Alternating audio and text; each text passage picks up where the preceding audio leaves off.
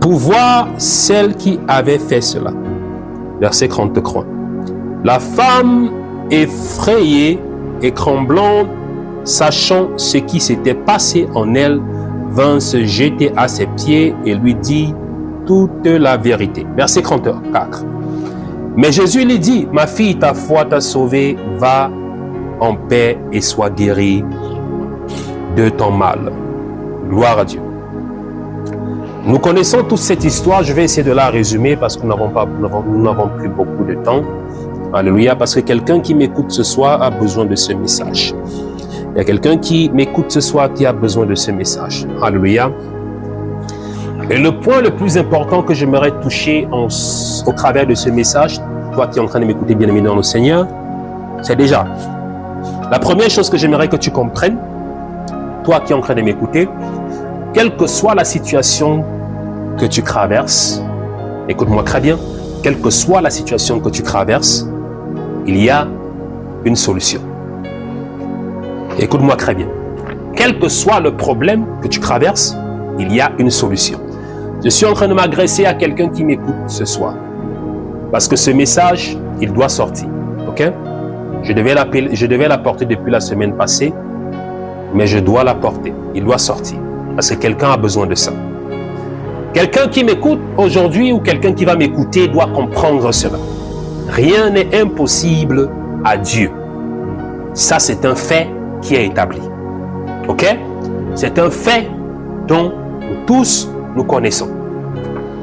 Si quelqu'un qui est en train de m'écouter aujourd'hui peut me dire qu'il y a quelque chose que Dieu ne peut pas faire, que cette personne ouvre son micro et que cette personne me dise oui, il y a quelque chose ou il y a des choses que Dieu ne peut pas faire.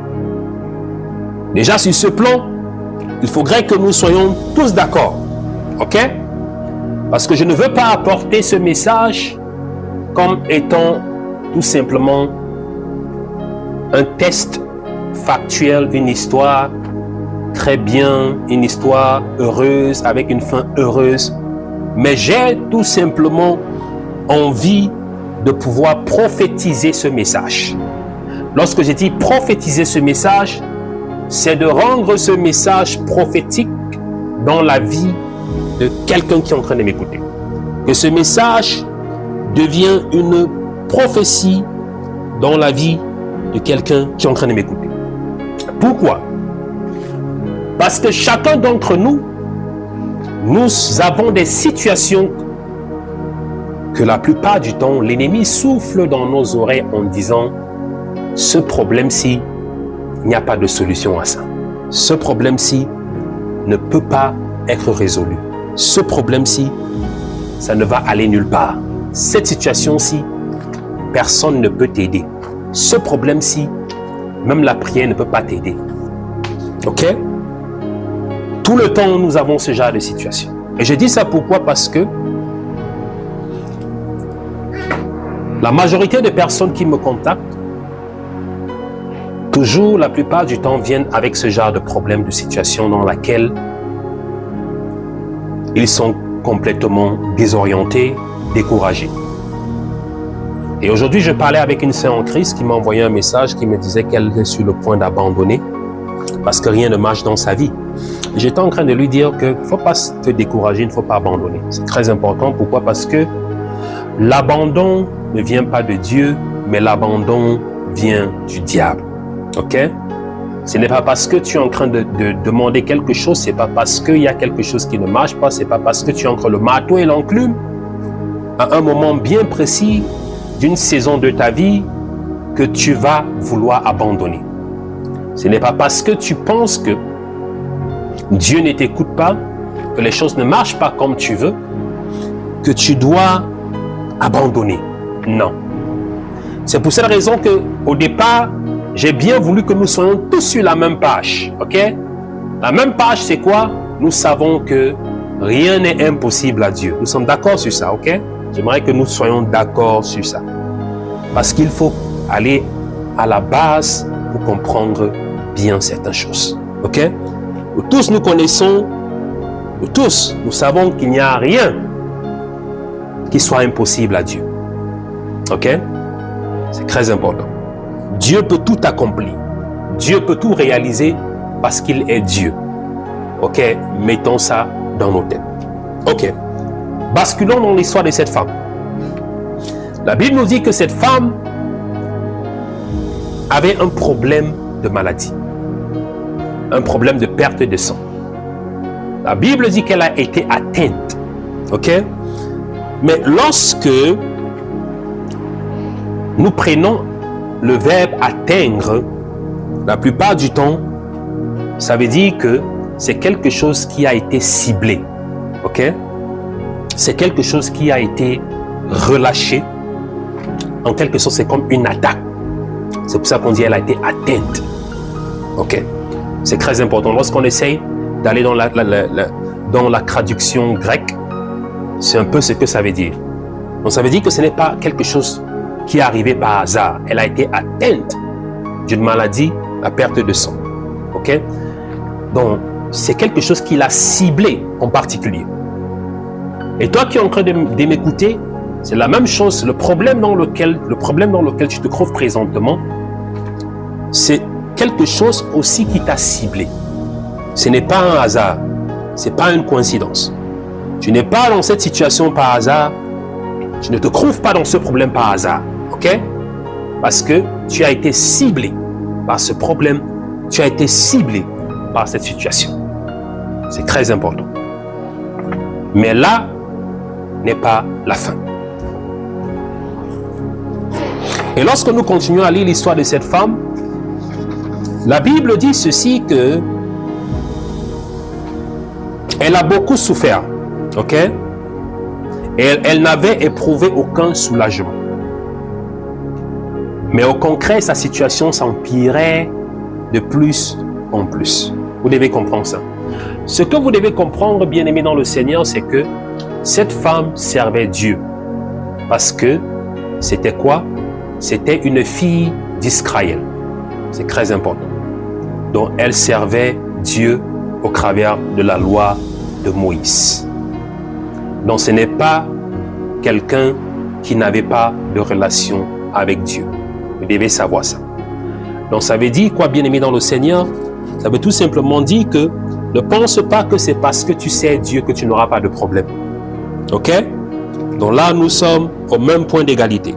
Ne pense pas que c'est parce que tu sais Dieu que tu n'auras pas de problème, que tu ne seras pas atteint par la calamité. Ne pense pas que c'est parce que tu sais Dieu que tu n'auras aucun problème. Non. Cette femme, c'était une fille d'Israël. Ok?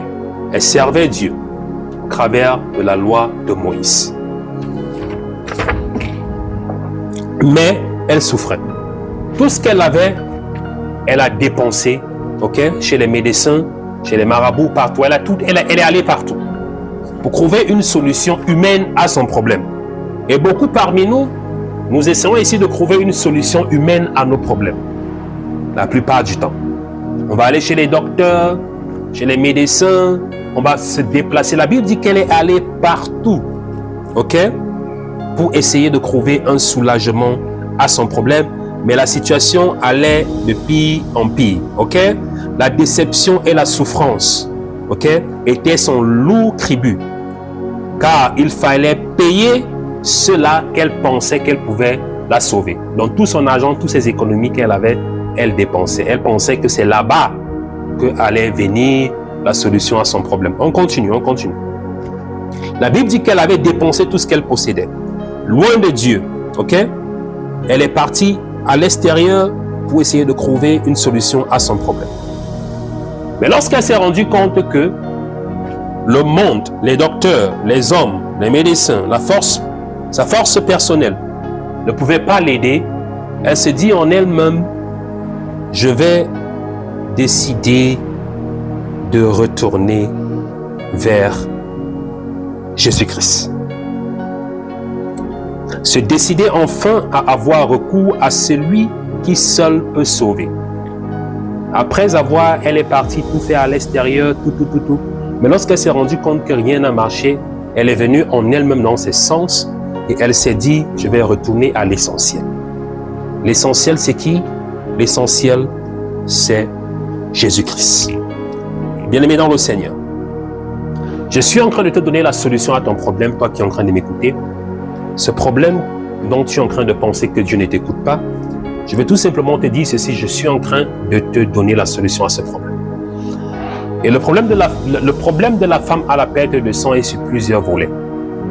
L'un des volets, c'est tout simplement parce que il y avait une balance. La balance dans sa vie, c'était qu'elle pensait qu'elle pouvait trouver la solution de son problème chez les médecins, chez les hommes. Donc il y avait cette balance. Elle a mis Dieu au même point d'égalité que les docteurs. Bien qu'elle partait aussi dans la synagogue, ok? Bien qu'elle ne pouvait même pas entrer dans la synagogue parce que c'est un autre niveau. Bien qu'elle respectait la loi de Moïse, ok? Mais aussi, elle essayait d'utiliser une alternative. Elle avait une autre alternative qui était les médecins, qui étaient les docteurs. Et du moment où tu veux avoir une alternative, tu ne fais pas de Jésus-Christ ta priorité, c'est parfois là où il y a le problème. C'est parfois là où ça devient difficile de trouver la solution à ton problème. C'est très important. Beaucoup parmi nous, nous avons des problèmes parce que nous trouvons d'autres alternatives. Nous avons d'autres alternatives, la plupart du temps. Lorsqu'on vient pour demander à Dieu, on a une autre alternative. On essaie de vouloir... Une autre alternative, ça veut dire quoi? On essaie de résoudre le problème d'une autre façon.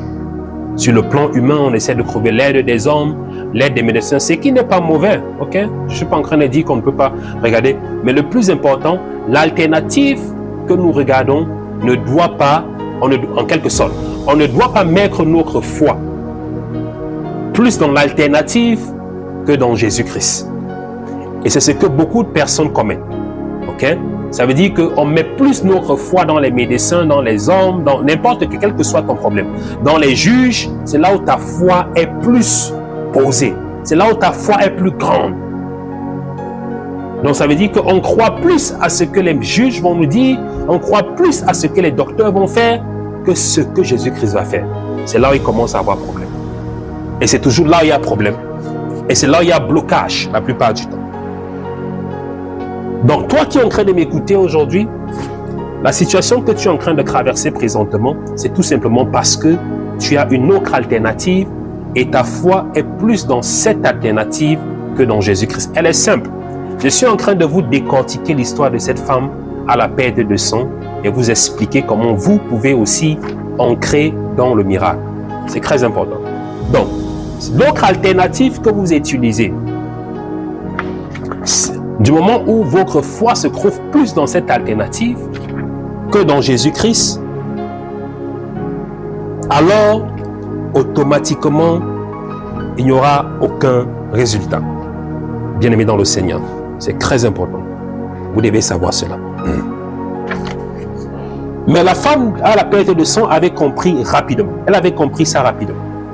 C'est pour ça que elle est arrivée au niveau où elle a fait de Jésus-Christ sa priorité. Ok? Donc, lorsque vous continuez cette histoire, vous allez voir qu'elle se décida, ok? Elle se décida de faire de Jésus-Christ son unique recours. Et maintenant, qu'est-ce qu'elle fait? Elle ne s'est pas seulement limitée à ça. Ça veut dire, bien-aimé dans le Seigneur, que lorsque tu décides de faire de Jésus-Christ son alternative, dans ton cœur, maintenant tu dois faire quoi? Maintenant tu dois passer à l'étape supérieure qui est quoi? Les actions. C'est très important. Tu ne dois pas seulement rester là où tu es et dire que Seigneur Jésus-Christ, je te fais confiance, je sais que tu vas m'aider dans cette situation. Maintenant tu dois aller au niveau supérieur qui est quoi? Tu dois aller à l'étape des actions. Et c'est ce que cette femme-là a compris. Je suis en train de vous donner le diagnostic de chacun de vos problèmes. Et si vous voulez que le Seigneur, comme Jésus-Christ, si vous voulez aussi avoir le miracle comme cette femme à la perte de sang a pu l'avoir, je suis en train de vous donner les indices de comment vous devez opérer. Donc, lorsque en elle-même, elle se rend compte que la seule option qui lui reste, parce que toi avais choisi ailleurs, c'est Jésus-Christ, maintenant il faut faire quoi? Il faut aller à l'étape supérieure. C'est pour ça que la Bible dit que la foi sans action est quoi? Est morte. Donc toi qui es en train de m'écouter, Si ta foi se limite uniquement à dire que je sais que Jésus-Christ peut me guérir, je sais que Jésus-Christ peut me donner ce travail, je sais que Jésus-Christ peut me sortir de cette situation. Si ta foi se limite uniquement à ça, tu n'auras pas de changement. C'est très important. La femme à la perte de sang, elle savait que Jésus-Christ avait la capacité de pouvoir la guérir. Mais si elle restait dans sa maison, avec cette foi-là, elle n'allait jamais être guérie. Donc il a fallu qu'elle passe à l'action. C'est très important. Donc, toi qui es en train de m'écouter, si tu es encore uniquement au niveau où tu penses que, en professant seulement que Jésus-Christ va m'aider, la prière, non, ça ne se limite pas uniquement. J'ai dit, cette femme, elle priait aussi. Ok? Parce que c'est une fille d'Israël. C'était aussi une fille d'Israël. Mais il fallait qu'elle passe à la vitesse supérieure. Alors toi qui es en train de m'écouter, là où tu es, si tu veux voir la main de Dieu, il faut aussi que tu apprennes à passer à la vitesse supérieure. Tu dois apprendre à passer à la vitesse supérieure comme cette femme à la perte de sang. On va continuer. Qu'est-ce qu'elle a fait? Elle a entendu que Jésus-Christ passait. C'était une occasion qu'elle avait. Ok? Une audace respectueuse et une conviction de foi simple, mais entière. Ok? Si seulement, simplicité, je peux toucher, faire ce qui est à son pouvoir. Ok? Ça, c'est son pouvoir. C'est de se dire en elle-même, si je peux, c'est ça qu'on appelle l'action. Ok? Après qu'elle ait accepté et reconnu que la solution de son problème, c'est Jésus-Christ, elle est allée, ok? Elle est allée à l'étape, la dimension supérieure. L'action, c'est de sortir de sa zone de confort pour aller dans la foule, de pouvoir toucher le pan de la robe de Jésus-Christ. C'est ce qu'on appelle l'action. La foi en action. Ok? Parce que la foi qui n'est pas en action est une foi morte. Et la seule foi, ok, qui dégage, ok, qui appelle, qui absorbe la puissance de Dieu, ok, qui déplace ou qui déroute Dieu, c'est la foi en action. Lorsque je dis dérouter Dieu, ça veut dire que la foi qui peut changer le cours de Dieu. Ça veut dire que même si Dieu a dit que ton problème va se résoudre dans 5 ans, il a mis une date sur ton problème, mais la foi en action peut accélérer les 5 ans là et réduire ça. Vous devez comprendre ça. Parce que je dis, ça déroute, parce qu'il faut savoir le contexte de cette histoire. Rapidement, je vais essayer de mettre le contexte rapidement de cette histoire, quelques points que vous devez comprendre de cette histoire. Il faut savoir que lorsque Jésus-Christ passait, Jésus-Christ allait dans la maison de Jairus, qui était la fille d'un leader de la synagogue qui était mourante. Elle avait 12 ans. Donc il est venu voir Jésus-Christ, il a supplié Jésus-Christ que sa fille est en train de mourir. Elle est malade. Il a supplié que Jésus-Christ l'accompagne. Et maintenant, Jésus-Christ était en train d'aller dans sa maison pour aller résoudre ce problème-là de la fille de Jairus. Donc, le trajet de Jésus-Christ n'avait rien à voir avec cette femme-là. Donc, le plan de Jésus-Christ, dans sa tête, son agenda, c'était d'aller dans la maison de Jairus. Vous devez comprendre ça. Donc, lorsque je parle changer la trajectoire, la foi en action peut changer la trajectoire de Dieu. La foi qui est exprimée. Et vous devez comprendre cela, bien-aimés dans le Seigneur. Beaucoup parmi vous, le problème que nous avons, c'est que la plupart du temps, on exprime une foi, mais c'est une foi morte. Ne pense pas que seulement parce que tu vas dire, Seigneur Jésus-Christ, je crois que tu peux me guérir et tu t'arrêtes là. Non. Tu dois activer cette foi. Cette foi doit être en action d'une manière ou d'une autre. Tu dois l'activer, tu dois montrer, ajouter à cette croyance, à ce que tu crois, un acte de foi qui va au-delà de la simple parole, qui va au-delà de la simple prière. Tu dois faire quelque chose d'extra. C'est ce qu'on appelle la foi en action. la démonstration des choses que l'on espère, l'assurance des choses qu'on ne voit pas. C'est ça la foi, ok? Hébreux chapitre 11, verset 1. Et elle avait compris ça. Donc ça, c'est le premier paramètre. Gloire à Dieu. Merci, Rosa. Or, la foi est la ferme assurance des choses qu'on espère et la démonstration de celles qu'on ne voit pas. Ok? La démonstration. Vous devez connaître ça. Beaucoup de personnes pensent qu'il faut seulement rester et dire, Seigneur Jésus-Christ, je crois que tu vas me guérir. Seigneur, je pense que tu vas me libérer. Je crois que. Oui, c'est bien, tu crois. Mais il faut que cette foi soit en action. Ok? Donc, lorsque vous lisez l'histoire de la femme à la perte de sang, il y a une profondeur, il y a un message codé qu'on doit décodifier pour que vous compreniez exactement. C'est très important. Pourquoi? L'autre paramètre que vous devez comprendre de cette histoire, le premier paramètre, ça veut dire que Jésus-Christ allait ailleurs. C'est le premier paramètre. Le deuxième paramètre que vous devez comprendre, qui est le plus important, écoutez-moi bien, c'est que cette femme est allée au-delà de ce qu'elle était autorisée à faire. Prêtez attention. Elle est allée au-delà de ce qu'elle était autorisée à faire, au point où elle-même, elle a mis sa vie en danger. Vous allez me dire comment? Pour vous dire à quel point la foi de cette femme, elle était déterminée. C'est très important. Écoutez bien, pour ceux qui lisent la Bible, vous devez savoir ceci, la loi mosaïque, dans Lévitique chapitre 15, ok? La loi mosaïque, les recommandations que Dieu avait données à Moïse. Une femme qui avait la perte de sang était considérée impure, rituellement impure. Donc ça veut dire que selon la loi mosaïque, lorsqu'une femme saignait pendant sa période, elle devait être isolée. Elle ne devait pas venir là où il y avait des gens. Ok? Elle ne devait même pas partager son lit avec quelqu'un ou même sa chaise. Tout ce qu'elle touchait devenait impur. Lévitique chapitre 15. Allez lire, vous allez voir ça, c'est la loi mosaïque. Ok? Donc, vous devez savoir non pas seulement que cette femme avec ce problème de santé, de perte de sang pendant 11 ans, mais pendant ces 11 ans-là, elle était isolée.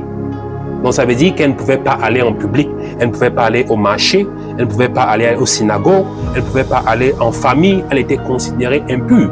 Et la loi de Moïse, dans Lévitique 15, dit ceci, son impureté dure aussi longtemps que dure quoi? La coulée de sang. C'est très important.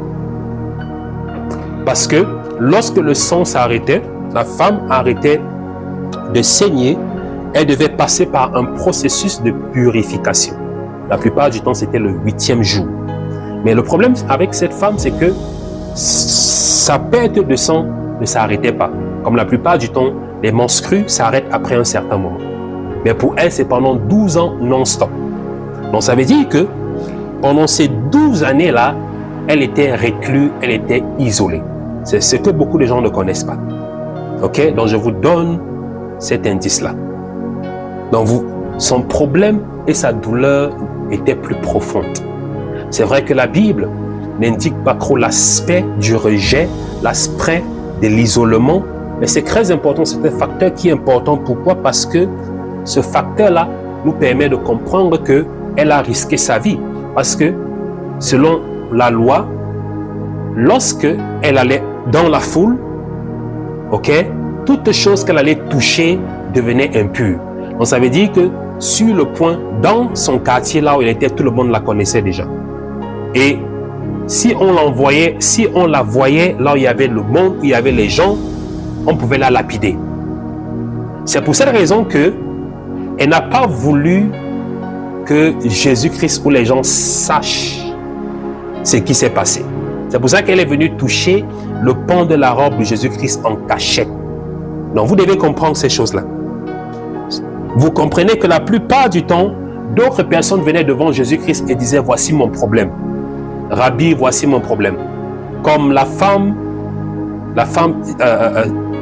sino-grecque qui avait sa fille qui était possédée, qui est venue voir Jésus-Christ pour dire que sa fille était possédée, que Jésus-Christ prie pour sa fille.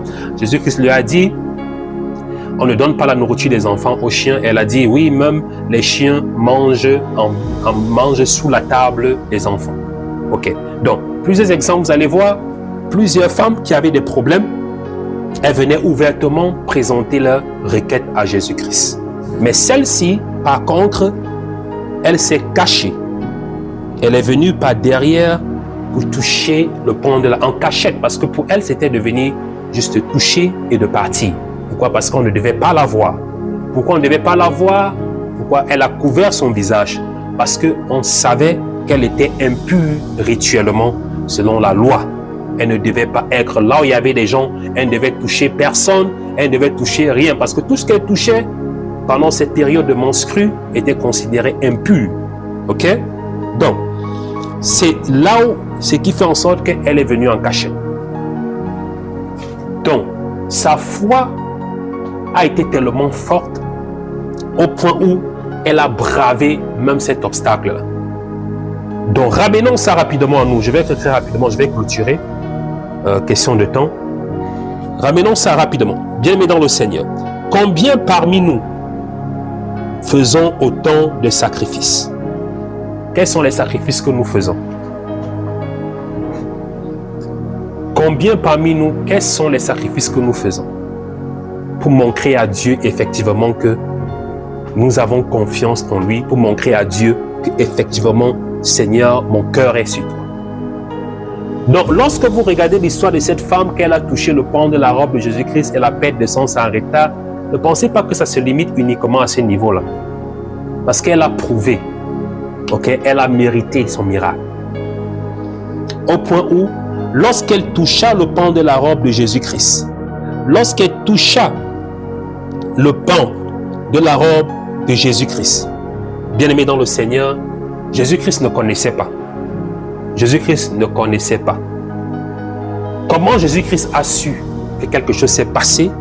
Parce qu'une énergie est sortie de lui. Parce que Jésus-Christ, il était chargé. Comme j'expliquais tantôt au début, ok, que vous devez être chargé spirituellement.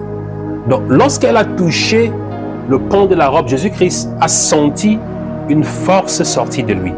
L'énergie, parce que l'énergie et la force, l'énergie qui est en Jésus-Christ, c'est cette énergie-là qui est sortie de lui pour la guérir. Donc, il a sorti quelque chose, il a senti quelque chose, est sorti de lui. Ok? Cette énergie. Il a dit, qui m'a touché? Quelqu'un m'a touché. Ses disciples se retournent et disent, comment allons-nous savoir, Rabbi? Regarde, il y a une foule entière autour de toi. Il y a des centaines, milliers de personnes qui te touchent. On ne peut pas savoir. Tout le monde est en train de te toucher. Comment tu nous demandes qui t'a touché? Jésus-Christ a dit, quelqu'un m'a touché. Mais, ce qui est amusant par rapport à ça, c'est que beaucoup d'autres personnes touchaient Jésus-Christ, n'est-ce pas? Les gens le touchaient, mais Jésus-Christ dit, quelqu'un m'a touché. Donc, ça veut dire que les autres personnes qui le touchaient, Jésus-Christ ne ressentait rien. Mais cette femme-là, lorsqu'elle a touché Jésus-Christ, il a ressenti quelque chose. Donc, pour dire quoi, bien-aimé dans le Seigneur, ça veut dire que nous tous, nous pouvons être dans la présence de Dieu. Nous tous, nous pouvons prier, mais nous tous, nous n'arrivons pas à toucher Dieu. C'est très important. Prêtez attention à ça. Nous pouvons être tous dans la présence de Dieu, mais nous tous, nous n'arrivons pas à pouvoir toucher Dieu. Ou bien, en quelque sorte, nous n'arrivons pas à pouvoir attirer l'attention de Dieu. Jésus-Christ s'est arrêté parce qu'il a senti une force sortir de lui, une crève. Donc, il a senti qu'il y a quelque chose qui était de l'autre côté, qui a fait sortir cette énergie-là. Et cette chose-là, c'était quoi? La foi. Il a senti qu'il y avait une détermination quelque part. Il y a quelqu'un qui, avec une forte détermination, il y a quelqu'un avec une foi en action, il y a quelqu'un qui a tout mis son espoir, quelqu'un qui avec une croyance à l'extrême, ok? Il y a quelqu'un quelque part qui l'a touché.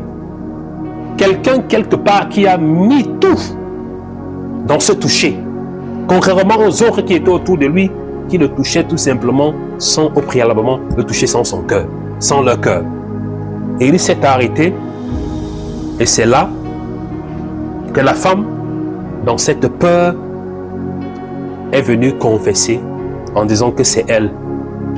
Et Jésus-Christ a dit, va ma fille, ta foi t'a guéri. il fallait que cela se passe. Pourquoi? Parce que il y a cette femme à la perte de sang, vous devez comprendre ça. À cet instant bien précis, elle a reçu 2 délivrances. Ce n'est pas seulement une délivrance qu'elle a reçue. Ne pensez pas que la seule délivrance qu'elle a reçue, c'est uniquement la délivrance physique. Ça veut dire la délivrance de l'arrêt de la perte de sang. Non. Mais la deuxième délivrance qu'elle a reçue, c'était quoi? Elle a reçu cette délivrance sur le plan social. Le plan social, ça veut dire que quoi?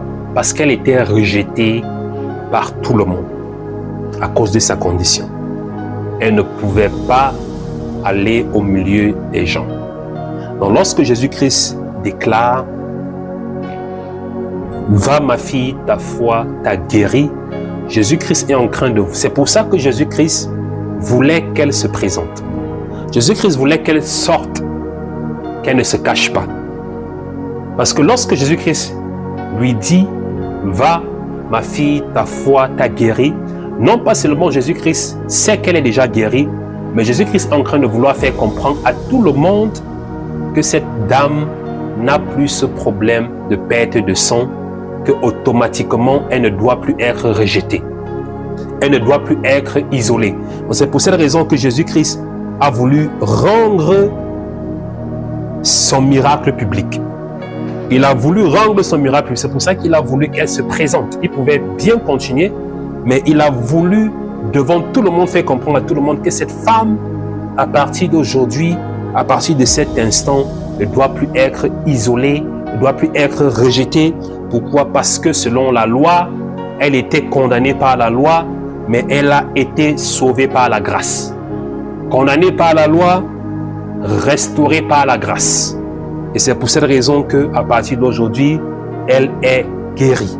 Donc elle ne doit plus être rejetée. Donc cette femme a reçu 2 délivrances. Comme j'ai dit, beaucoup de personnes ne connaissent pas ça. Le plan social, le plan psychologique. Il faut comprendre que lorsque vous êtes rejeté psychologiquement par tout le monde, le rejet isolé, parfois c'est plus douloureux même que la maladie physique. Ok? Parfois c'est plus douloureux que même la maladie physique. C'est très important. Donc, cette femme a reçu sa double délivrance en ce jour. Pourquoi? Parce qu'elle avait suffisamment de foi. La question que je vais poser à tout le monde aujourd'hui, je vais m'arrêter là. À tout le monde aujourd'hui, c'est est-ce que nous avons suffisamment la foi de cette femme pour déclencher le miracle de Dieu? C'est bien beau de dire la plupart du temps que je suis découragé, je vais abandonner. Mais est-ce que nous sommes arrivés à l'extrême comme cette femme? Est-ce que nous avons pu toucher Dieu au point où nous changeons la trajectoire de Dieu? Ou est-ce que nous avons pu exprimer comme cette femme la foi en action? Est-ce que nous avons pu exprimer cette foi en action comme cette femme? Et c'est une question que j'aimerais poser à chacun d'entre vous. Tout cela, la plupart du temps, qui se disent souvent, je suis découragé, Dieu m'a abandonné, je veux abandonner tout. C'est la question que je suis en train de poser à chacun d'entre vous. Avant de vous lever et de dire que vous voulez abandonner, avant de vous lever et de dire que Dieu ne vous écoute pas, avant de vous lever et de confesser que le problème qui est dans votre vie est plus grand que Dieu, vous devez vous poser ces questions. Vous devez vous poser cette question. Et pourquoi vous devez vous poser ces questions? Parce qu'au départ, j'ai demandé à chacun d'entre nous, est-ce qu'il y a quelque chose que Dieu ne peut pas faire? Est-ce qu'il y a quelque chose qui soit très difficile pour Dieu? Est-ce qu'il y a quelque chose que Dieu ne peut pas accomplir? Avant de commencer cet enseignement, c'est la première question que j'ai posée. Et je pense que tout le monde a répondu, il n'y a rien que Dieu ne puisse pas faire. Nous tous, nous sommes d'accord sur ça. Donc ça veut dire que s'il n'y a rien que Dieu ne puisse pas faire, Ça veut tout simplement dire, alors que le problème se trouve au niveau de la dimension de notre foi. Se trouve au niveau de la dimension de notre foi. Et j'ai pris l'exemple de cette femme à la perte de sang pour nous faire comprendre point par point comment nous devons aussi nous en prendre pour pouvoir toucher le pan de la robe de Dieu, pour pouvoir toucher le pan de la robe de Jésus-Christ, afin de pouvoir recevoir le miracle dans notre vie. Bien-aimés dans le Seigneur. Et je sais que chacun d'entre vous qui ont écouté ce message, comme cette femme à la perte de sang, le Seigneur Jésus-Christ aussi va se rappeler de chacun d'entre vous. Je sais que chacun d'entre vous, ayant écouté ce message, que l'Éternel va agrandir la foi de chacun d'entre vous, afin de vous donner cette capacité, bien-aimé dans le Seigneur, de pouvoir le toucher aussi, de pouvoir changer sa trajectoire, comme cette femme a pu le faire. Et ma prière pour chacun d'entre nous, c'est que le Seigneur agrandisse nos foi. Il continue à nous faire grandir dans sa connaissance, afin que nous puissions nous rapprocher de lui. Car il est merveilleux, il est glorieux. Gloire à Dieu. C'était là la fin de ce message, bien-aimé dans le Seigneur.